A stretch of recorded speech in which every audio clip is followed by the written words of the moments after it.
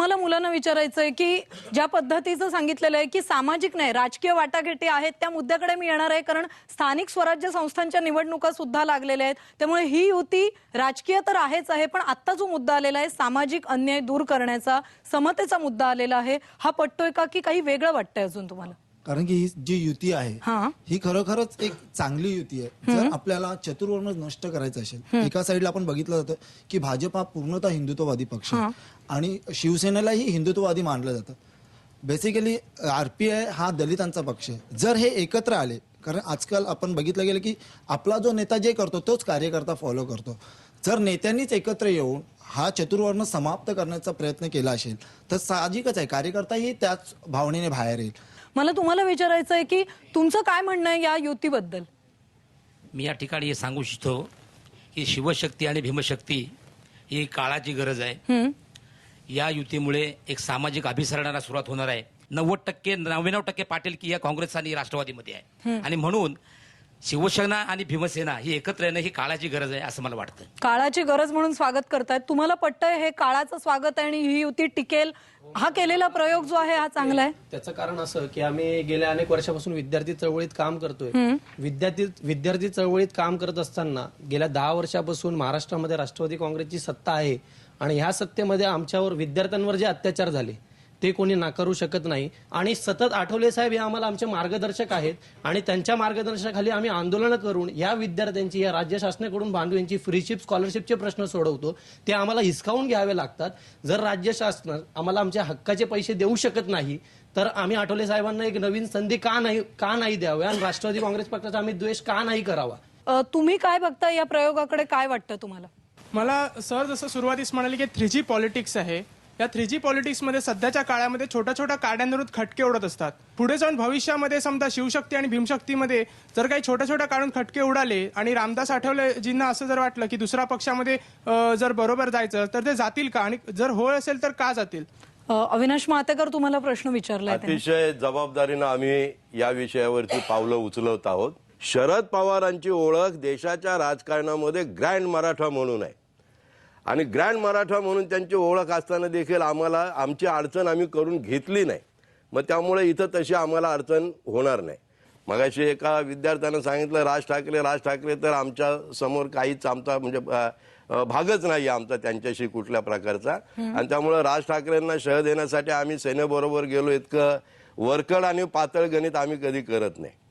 आमच्या समोरचा प्रश्न मार्ग बदलण्याचा नाही आहे, आमच्या समोरचा प्रश्न सहकारी निवडण्याचा आहे. आणि हीच भीती इथल्या लोकांना होती की शिवसेना किंवा शिवशक्ती म्हणून जे या ठिकाणी वावरत आहेत आज गेली 40-45 वर्ष, त्यांच्यात आणि आमच्यामध्ये जर एक प्रकारचा एकोपा तयार झाला तर एका सामाजिक विचाराला गती येऊ शकते. या भीतीमुळे सामाजिक विचारांची गती राजकीय आव्हान उभं करू शकते असं सध्याचं वातावरण आहे. लक्ष्मण माने काय सांगाल? त्याचा प्रश्न असा होता की ही तात्पुरती सोय आहे का आणि जर तसं झालं तर आम्ही आत्ताच्या प्रयोगाकडे काय बघायचं? रामदास आठवलेंना हा प्रश्न विचारला पाहिजे, ते जाऊ शकतात की नाही. माझ्यापुरतं उत्तर असं आहे की रामदास कुठेही जाऊ शकतात. लोकशाहीमध्ये सगळ्यांना अधिकार दिलेला आहे आणि त्या अधिकाराचा वापर समजा यांच्याबरोबर नाही जमलं तर सोडून दिला पाटील, दुसरा पाटील पकडला. आजपर्यंत पाटील दुसऱ्यांना पकडत होते, आता आम्ही लोक शहाणे झालो, आम्हाला असं वाटते की हा पाटील नाही नीट वागवत ना, दुसरा पाटील बघू. आम्ही पाटील बदलतोय, आमची रचना बदलत नाही आहे.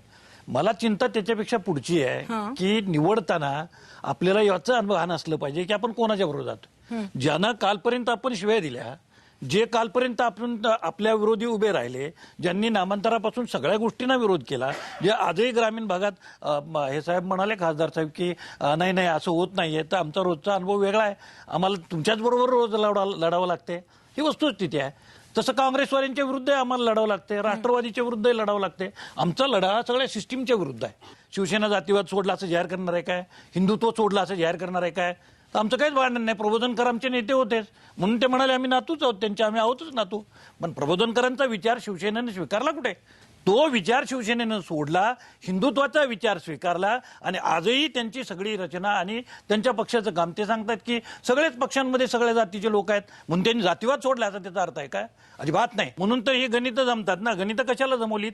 गणितं सत्ता मिळवण्यासाठीच जमवत आहेत. राजकारणामध्ये हे करावंच लागणार, करत नव्हतो कारण अशी भीती वाटत होती या लोकांना की आम्हाला सगळ्यांना की काय म्हणतील. आता आम्ही हिंदू नाही, आम्ही हिंदू कधी राहू मागत नाही, तर आम्ही त्यांच्यावर जाणार कसे असा प्रश्न मला आहे एक की कळलं नाही, एवढा प्रतिभावंत असा साहित्यिक नाही?